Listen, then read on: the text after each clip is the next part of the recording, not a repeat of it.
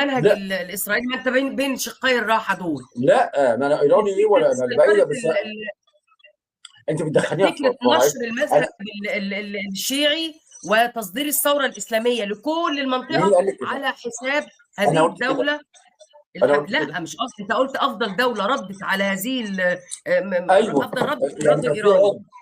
كان في رد كان يا في عم رد الحوثي ما ضرب ما الراجل في اسرائيل ده بيته. اسرائيل ايه؟ اسرائيل ضربت قطر وضربت سوريا وضربت لبنان اه وكله رفع ايده وبتاع. فايران ردت. انا بقول لك ايران اتعمل عليها فيلم كارثي.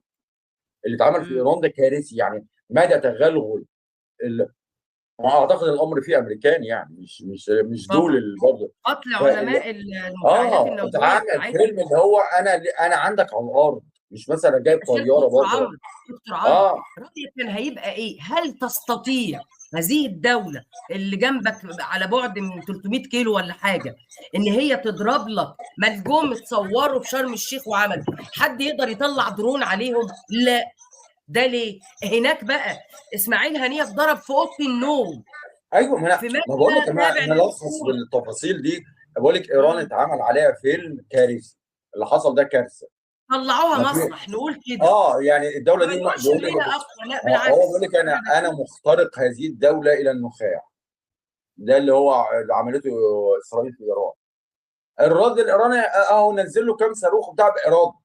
بس الفيلم اللي اتعمل على ايران فيلم بشع، يعني يا بيه وبعدين يا ايه هو بيه. الرساله مش لإيران، مش برضه ايران، للكل. اه يعني انت يا طيب. مصر لو فتحت بقكم اللي هيتعمل فيك هنعمل يا فيكم زي ايران كده. حبيبي، مين الاصابع اللي شغاله في المناطق اللي انت كلمتني عليها؟ اليمن، العراق، سوريا، لبنان، غزه، فلسطين. مين الاصابع؟ اصابع ايرانيه يا دكتور، يعني اصابع ايرانيه.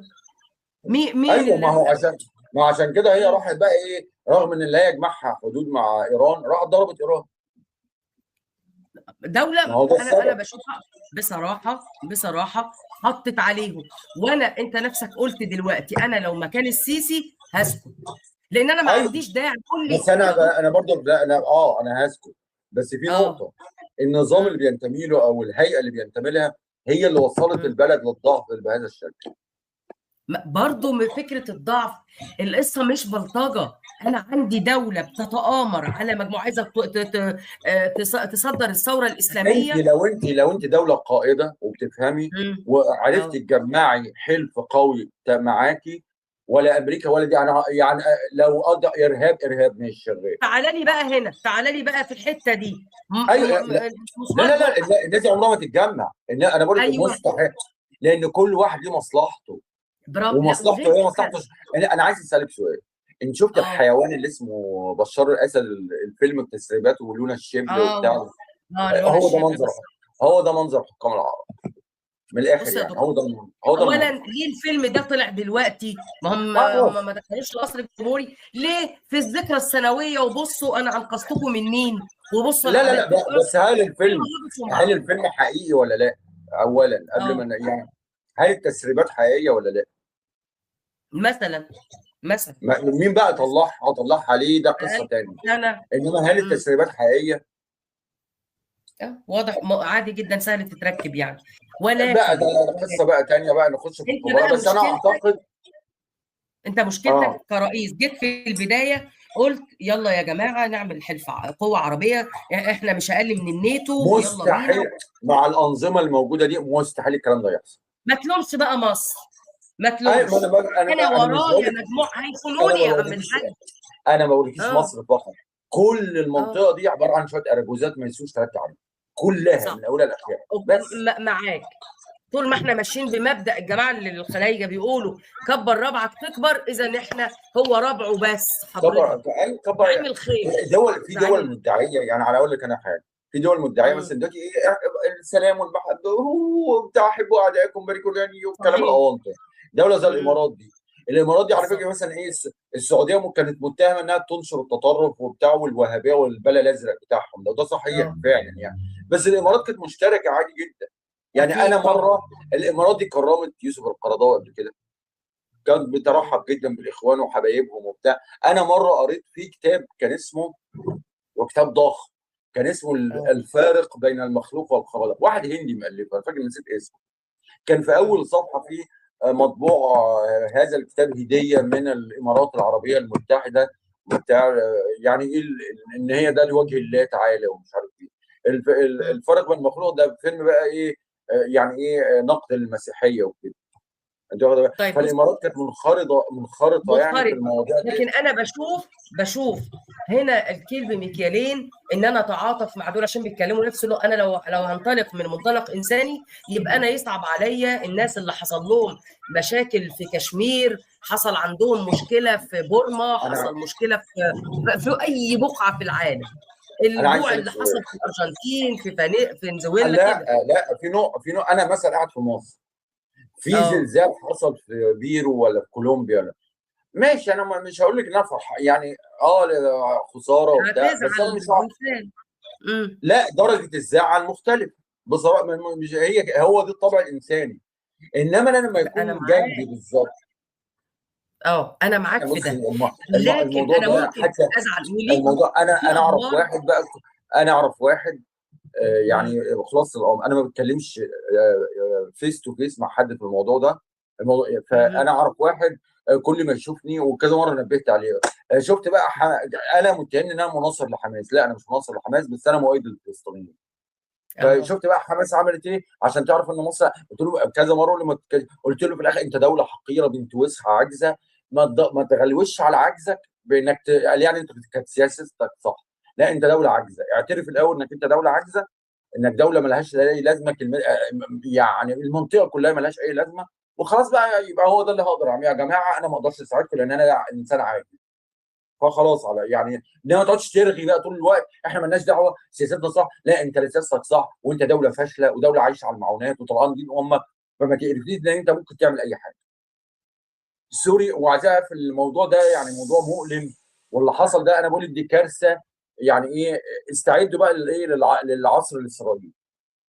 يعني الجاي ده اسمه العصر الاسرائيلي باذن الله. وانت بقى ايه، حاول كانسان بقى مصري او عربي او اي شيء، حاول بقى تتعامل تدوس على كرامتك، لان كرامتك في المراحل القادمه تدوس بالجزمه.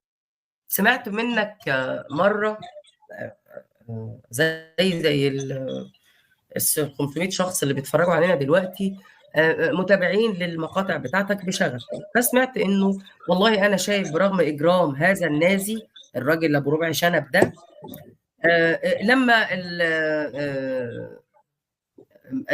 انه في الحرب بتاعته، وقلت برضو انه لولا تدخل برغم العمل الاجرامي اللي عملته امريكا في اليابان، ولكن هو حط حد لاجرام هذه الدوله. اليابان كانت واخده في وشها وماشيه، ما صح؟ ده حقيقي، ما ده حقيقي. طيب، طيب، اذا احنا لما نيجي نقول طب ليه ما تقولش ان نتنياهو أدب الناس دول عشان نتعايش ما يا هو عزيزي؟ المشكله من ان الذي نتنياهو ده قتل اسحاق حرامي. رابين؟ مين اللي نتنياهو ده قتل اسحاق لص. رابين؟ نتنياهو ده لص، مش انسان عادي. نتنياهو ده لص. غير مثلا امريكا قاعده فضربوا لها بيرل هاربر وحاولوا يسيطروا في القصه دي، قصه ثانيه. انما احنا بنتكلم على اللص. انت عايزه تقنعيني ان اللص ده ليه حق ان هو يدافع عن. لا، اللص مش من حقه انه يدافع عن نفسه. انا من المؤمنين بهذه النظريه. انا دلوقتي رايح اسرق بنك، والبنك انا رايح اسرقه معايا اسرتي بقى، مراتي وعيالي وبتاع، فاللي في البنك بدا يضرب نار موت عيالي. لا، مش مسؤوليته، ده مسؤوليتك انت، اللص اللي انت جبتوه. انا بقول لك، انا لو واحد فلسطيني كل بيبي في حضانه، انا ما عنديش مشكله. لا، وبعدين انا زيرو تعاطف مع التانيين دول، طيب، لا طب اعرفهم هقول لك ولا ينتموا لي ولا بيني اي حاجه مشتركه. هتعاطف بعدين امه ليه؟ ده واحد جالي من بولندا ولا اوكرانيا ولا بلد، انا مالي ومال. دي بلوى واتحدفت عليا، وانا بتهم الاسلام مره اخرى. هو بدايه الكارثه كانت من عندهم، لان هم كانوا جهله انا عايز اسالك، لو الناس دي نزلت قعدت في فلسطين، واخده بالك انها استقروا فطلعوا الفلسطينيين عملوا فيهم زي ما خالد بن الوليد عمل في ملك بن نويره كده، قطعوا رقبتهم وطبخوا عليه. لو كانوا الناس دي بتفهم وعملوا كده، كان كل الفيلم ده هيحصل؟ لا، كان اقول لك ده عالم بنت دين كلب مجرمين وبتاع، يلا يا عم نشوف لنا مصيبه ثانيه. لكن ده ما حصل ليه بقى؟ لانه بهايم متخلفين عقليا، قاعدين يقروا البخاري ومسلم والخرا والقرف ده كله والقران ونحفظ قران وبتاع، فالناس عايش جايه من العصور الوسطى فما عرفوش يعملوا حاجه.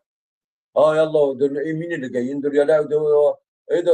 يهود هتلاقي انت لما تشوفي منظر الفلسطينيين وهم بيتهجروا وبتاع، ناس بسطاء يعني، ناس على باب الله وبتاع، ولا فاهمين حاجه ولا عارفين حاجه.